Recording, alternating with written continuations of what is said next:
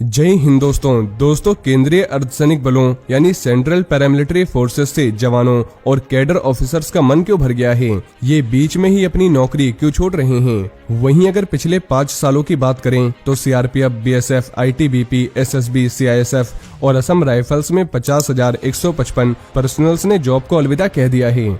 इतना ही नहीं, इन फोर्सेस में आत्महत्या के केस भी बढ़ रहे हैं। साथ ही होम अफेयर्स की संसदीय स्थायी समिति ने इस बात को बहुत गंभीरता से लिया है। समिति ने अपनी 242वीं रिपोर्ट में साफ तौर पर कहा है कि जवानों और ऑफिसर्स के द्वारा जॉब छोड़ने से इसका सीधा असर फोर्स के मनोबल पर पड़ता है और यूनियन होम मिनिस्ट्री को चाहिए कि जो लोग नौकरी छोड़कर जा रहे हैं उनका इंटरव्यू लें, सर्वे रिपोर्ट तैयार करें। इसके जरिए उन कारणों का पता चल सकेगा जिसके चलते जवान और ऑफिसर्स नौकरी छोड़ रहे हैं। इसके बाद सीएपीएफ में वे सभी जरूरी बदलाव किए जाएं, जिससे जॉब छोड़ने वालों की संख्या कम होने लगे।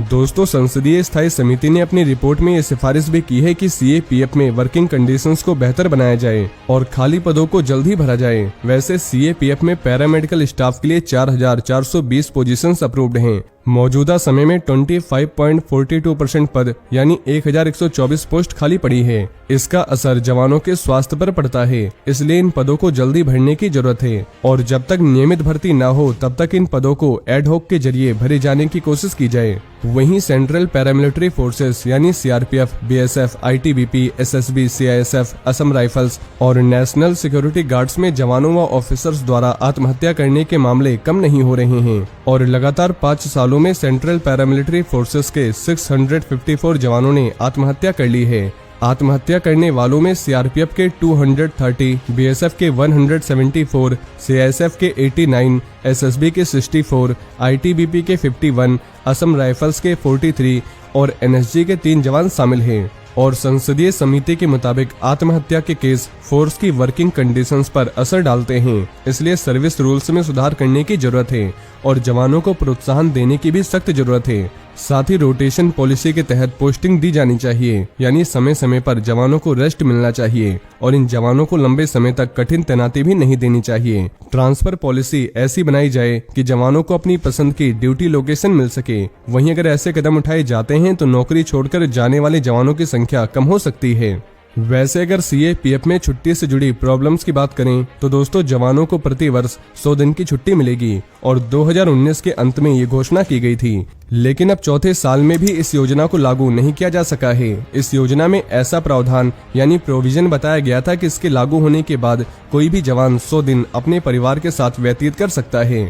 वहीं confederation of x paramilitary force martyrs welfare association द्वारा 2021 में इसको लेकर यूनियन होम मिनिस्ट्री से आरटीआई के जरिए ये पूछा गया था कि कितने जवानों को एक साल में 100 दिन की छुट्टी मिली है, तो कुछ नियमों का हवाला देकर इस सवाल का जवाब नहीं दिया गया। अब संसद के मौजूदा सत्र में इस विषय को लेकर पूछे गए एक सवाल के जवाब में union minister of state for home affairs Nityanand Rai ने बताया कि कोशिश चल रही है कि सीएपीएफ पर्सनल्स अपने परिवारों के साथ करीब 100 दिन बिता सकें। साथ ही नित्यानंद राय ने संसद सत्र के दौरान राज्यसभा में बताया था कि इन फोर्सेस में सुसाइड को रोकने के लिए एक कमेटी का गठन किया गया है और इनके ऊपर रिपोर्ट तैयार हो रही है। वहीं confederation of x paramilitary force martyrs welfare association के महासचिव रणबीर सिंह का कहना है कि इन जवानों को घर की परेशानी नहीं है, सरकार इस मामले में झूठ बोल रही है, बल्कि इन्हें ड्यूटी पर क्या परेशानी है इस बारे में सरकार कोई बात नहीं करती।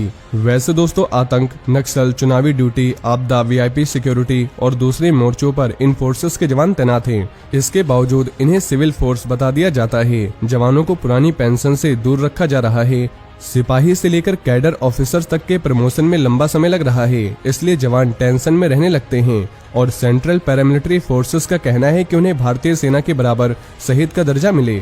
वहीं बीएसएफ के पूर्व एडीजी संजीव कृष्ण सूद के मुताबिक कई जगहों पर वर्कलोड ज्यादा है, जवान ठीक से सो भी नहीं पाते। वे अपनी समस्या किसी के सामने रखते हैं तो वहां ठीक तरह से सुनवाई नहीं हो पाती और ये बातें जवानों को तनाव की ओर ले जाती है। कुछ जगहों पर बैरक व दूसरी सुविधाओं की कमी भी नजर आती है। कई बार तो सीनियर की डांट फटकार भी जवान को आत्महत्या की ओर ले जाती है और समय पर प्रमोशन या रैंक न मिलना भी जवानों को तनाव देता है। वहीं ऐसी कई वजह है जिससे जवान ये जॉब छोड़ रहे हैं। तो दोस्तों, अब देखते हैं इसे रोकने के लिए सरकार क्या कदम उठाती है। वहीं अगर आप ऐसी और भी जानकारी जानना चाहते हैं तो आपको हमारे चैनल पर ऐसी और भी कई वीडियोस मिल जाएगी और ये वीडियो अगर आपके लिए यूजफुल रही हो तो वीडियो को ज्यादा से ज्यादा शेयर करें और चैनल को सब्सक्राइब करना न भूलें। जय हिंद, जय भारत।